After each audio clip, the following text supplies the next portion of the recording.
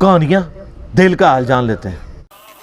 اور پھر میرے غوث پاک کا ایک دعویٰ بھی ہے، لولا لجام الشریعت علی لسانی لاخبرتکم بما تاکلون وما تدخرون فی بیوتکم انتم بین یدی کالقواریر ما یرا ما فی بواطنکم وظواہرکم.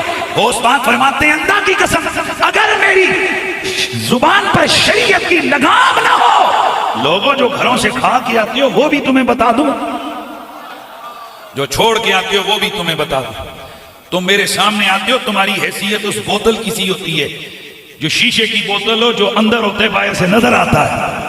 میرے سامنے آنے والوں، عبد القادر جیلانی کی نگاہیں تمہارے باطن کو ظاہر کی طرح دیکھتی ہے اور ظاہر کو باطن. حضور غوث پاک رضی اللہ تعالی عنہ آپ کے حوالے سے یہ مشہور ہے کہ آپ کے سامنے جب کوئی بندہ جاتا تو آپ اس کے دل کے حوال کو بیان کر دیتے تھے. ماشاءاللہ یار مشہور ہے کہ حضور غوث پاک رضی اللہ تعالیٰ عنہ کے حوالے سے کچھ فقہا نے جب سنا کہ اتنا بڑا فقیہ ہے، انہوں نے کہا ہم نہیں مانتے.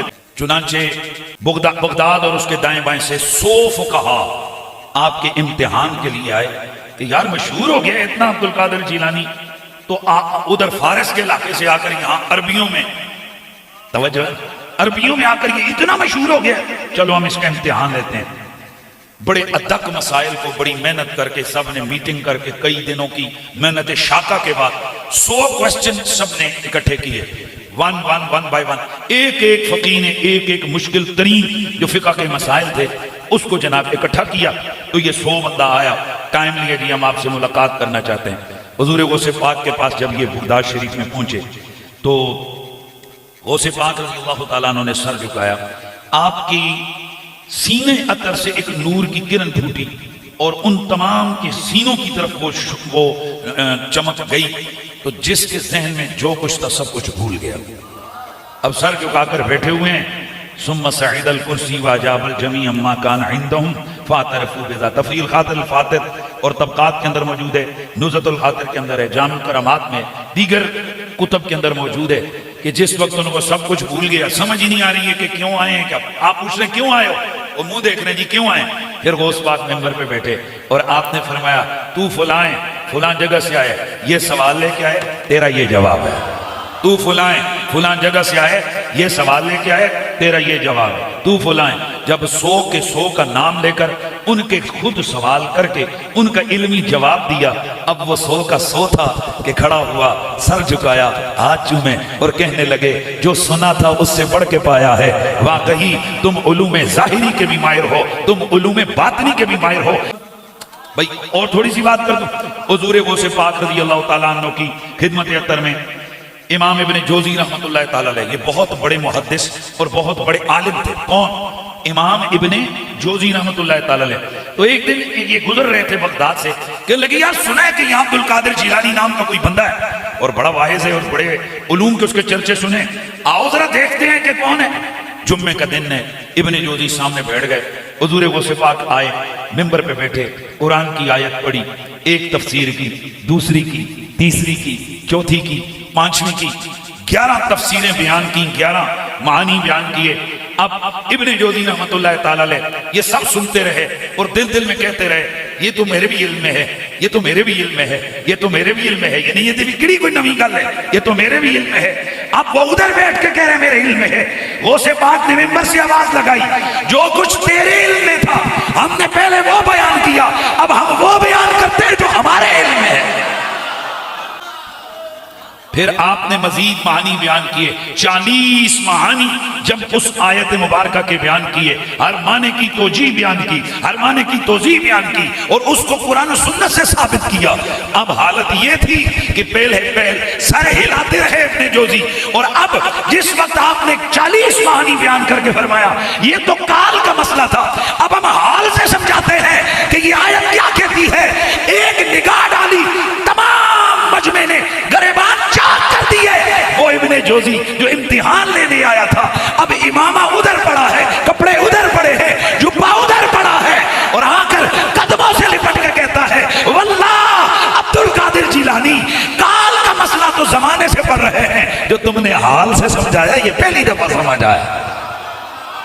نبی علیہ السلام کو تو اللہ تعالیٰ نے اسپیشلی حکم دیا ہے سورۃ الانعام آیت نمبر 19 میں، وَأُوحِيَ إِلَيَّ هَذَا الْقُرْآنُ لِأُنذِرَكُم بِهِ وَمَن بَلَغَ۔ اے نبی علیہ السلام فرما دیجئے قرآن اللہ نے مجھے اس لیے وحی کیا ہے تاکہ اس کے ذریعے میں تمہیں بھی ڈر سناؤں آخرت کا، اور جس تک اس کی دعوت پہنچ جائے اسی کتاب کے ذریعے ہدایت دے لوگوں کو۔ فضائل اعمال، فضائل سنت یا کسی مولوی کی لکھی ہوئی کتاب سے نہیں، اللہ کی کتاب سے۔ پھر سورہ قاف کی آخری آیت ہے 45 نمبر، فذکر بالقرآن من یخاف وعید۔ اے نبی علیہ السلام اس قرآن کے ذریعے آپ لوگوں کو ڈر سنائیں آخرت کا، ہر اس شخص کو جو اللہ کی دھمکی سے ڈر جائے۔ تو سر پھر ہم کیوں نہ کہیں کہ کتابوں کا دین اور ہے اور بابوں کا دین اور۔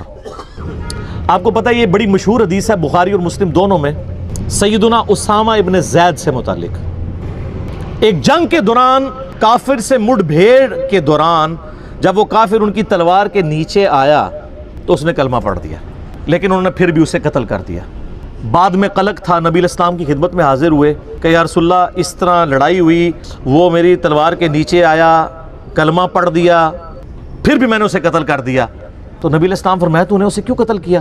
کہ یا رسول اللہ اس نے اوپر سے کلمہ پڑھا تھا ڈر کی وجہ سے، اندروں وہ کافر تھی۔ ہو سکتا ہے یہ بات ٹھیک بھی ہو، ہم بھی یہی ججمنٹ کرتے، لیکن نبی علیہ السلام نے فرمایا کیا تو نے اس کا دل چیر لیا تھا؟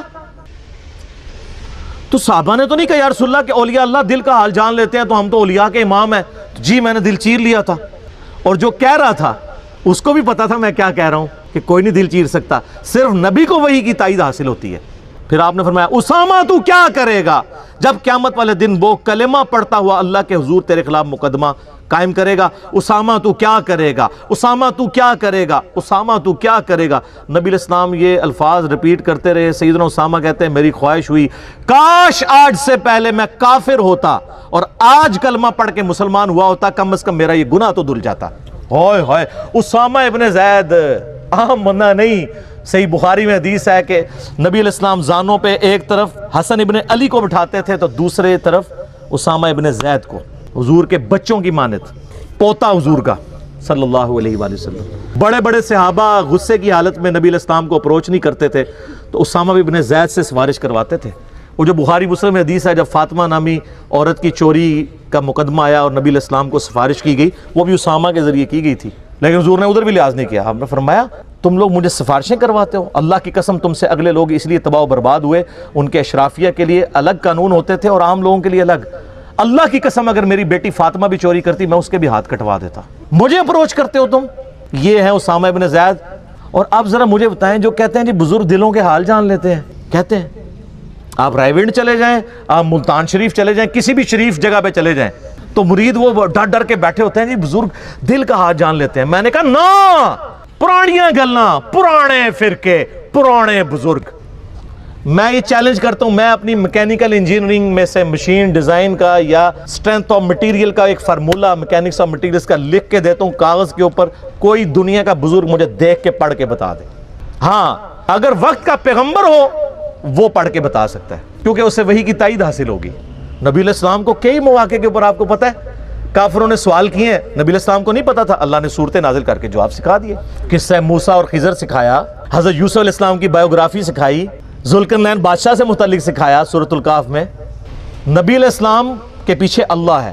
سورہ آل عمران کی آیت نمبر 179 ہے کہ اللہ کی یہ شان ہی نہیں ہے کہ کسی غیر نبی کو غیب پر مطلع کرے، وہ اپنے پیغمبروں کو غیب کے اوپر اطلاع دیتا ہے، اور تمہارا کام ہے اللہ اور اس کے پیغمبروں پہ ایمان لاؤ، بس اس حد کو کراس مت کرو۔